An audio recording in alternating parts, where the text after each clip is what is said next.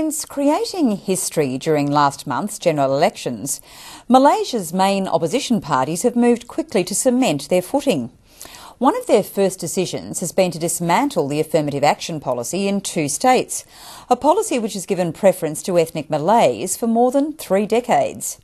But the opposition's ambitions are much higher, especially for one man, former Deputy Prime Minister Anwar Ibrahim. Dr Anwar has been working behind the scenes to persuade members of the government to swap sides. His senior aide claims they have the numbers. And, as Wei Fern Tay reports, Dr Anwar's ban on political office expires today, paving the way for him to become Prime Minister. Malaysian opposition parties have never held much sway in the country until today. When we woke up on March the 9th, I think we were very shocked and surprised. I think this was a sentiment that was replicated all across, whether it's within government or within opposition. The ruling coalition Barisan Nasional had scored its worst ever election result. For the first time in history, it no longer had absolute control of parliament. Surprisingly, the surge was so great that besides besides denying the ruling government the 2/3 majority, we also managed to capture 5 states, which to us is quite a big achievement. Roslan Shahir is the media advisor to the Islamic Party PAS, one of the 3 main opposition parties that scored big.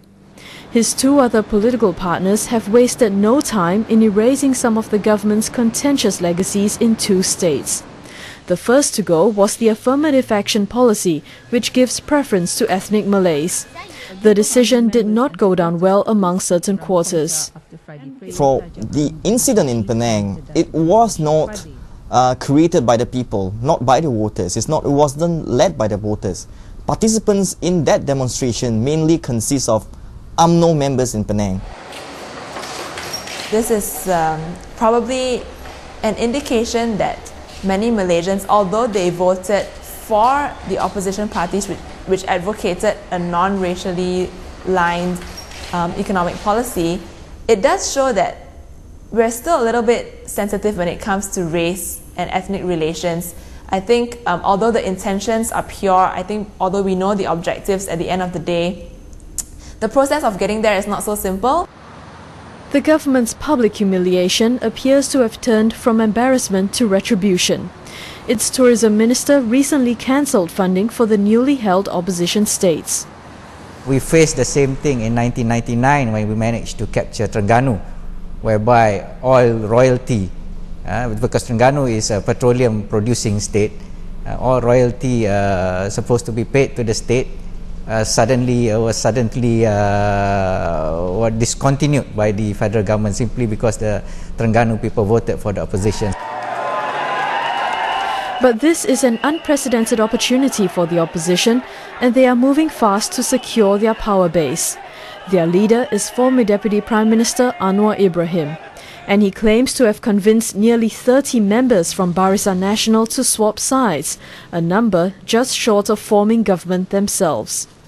In fact, we are offering, especially to UMNO Member of Parliament, to reconsider and perhaps join us in PAS to strengthen the new coalition, and hopefully we could form a new federal government. Malaysians have, like I said, for so long lived under the impression that nothing could change.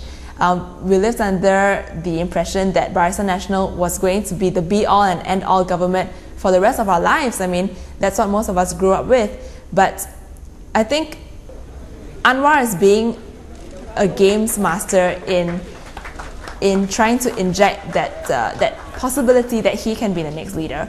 And in order to do that, he needs to start early. After initially refusing to resign, Prime Minister Abdullah Badawi has softened his stance by saying he will go when the time is right. He's even announced a successor as well. Political analysts like Khoo Kay Peng believe the embattled leader can notch out some much-needed goodwill in the meantime by releasing the 5 Indian activists currently held under the Internal Security Act, a law that allows indefinite detention without trial. Considering that he wants to be remembered as a Prime Minister who has contributed greatly to the reform of this country, is to look at ways to abolish the ISA altogether. And I think by doing that, he will be able to create a uniting force, to collaborate with the opposition MPs as well, to ensure that this draconian act is taken away, is abolished for good. And I think he will be remembered for that. Wei Fern Tay reporting.